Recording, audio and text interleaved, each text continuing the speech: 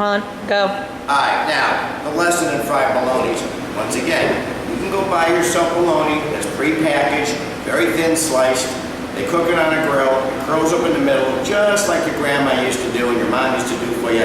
Slap it on some white bread. And you know what? They are good sandwiches. And guess what? Fresh white bread that you can roll up like a ball in your hands is probably the best way to do it. Now, we're adults. We're not 5 years old anymore. So now, what do we want to eat in our end of the spectrum? What we consider good fried bologna sandwiches. I grew up. I'm not eating peanut butter and jelly anymore. You know what? I'm not drinking out of juice boxes anymore. I want to make sure that you're going to eat the best quality fried bologna you've ever had in your freaking life, and you're going to enjoy it, and you're going to say, wow, that's amazing. I'm coming back for more. So what do we do on this one? We go to the same smokehouse that I get these meats from.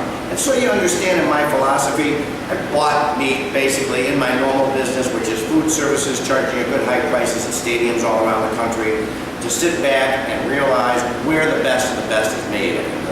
I'm from Cleveland. I went out and I used all my contacts from all over the country to say, you know, I gotta find the best of everything. Well, I found it. Same old smokehouse that I use up in Michigan that sits back here and makes garlic bologna. This garlic bologna could be a good weapon. You know, if your wife had a bigger mouth, it'd even be more enjoyable. But in the end, it is just a tremendous piece of meat. So, what do? We buy these smoked bolognas, and now what do?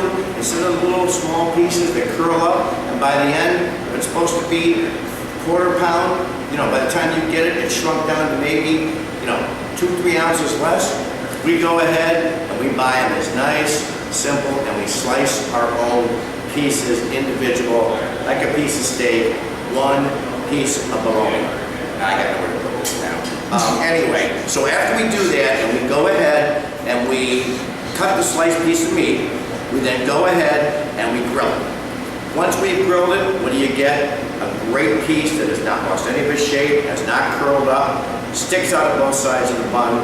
We didn't want to give you that plain white bread. We wanted to make sure it was something that had a little more flavor to it. So bingo again. We sit back and we grill it. We toast all the buns. And these buns are made of fresh pretzel bread. So basically, it is a totally unique taste. This one happens to just have cheese, but you want to put fried onions, you want to put some mustard, you want to put any other things. Heck, you want barbecue sauce, hot sauce, whatever the heck you want. But what do you have in the end? You've got a legitimate fried bologna sandwich. Not something that's thin and curled with some mayonnaise on some white bread. You've got something that takes your time to go through. And when you go ahead and eat and bite out of it,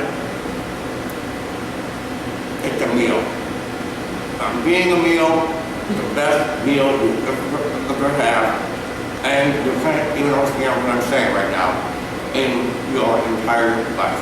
And by the way, once you eat it, and you're getting fried bologna and pretzel bread, guess what? You don't need a Diet Coke to go with it anymore. If you want a Diet Coke, go eat a veggie burger. When you're gonna eat something like this, make dang sure your soda has lots of cane sugar in it, does not have basically all the other stuff, because once you've made this time to go eat a fried bologna sandwich and you're worried about calories, you're in the wrong place. Have a root beer, have something you can wash it down with that tastes like it used to taste 40 years ago, before every other person got smart and started making money off of you and your taste with vitamin waters, juices, all that kind of stuff. You know what? There ain't nothing better than a real root beer, a real cream soda,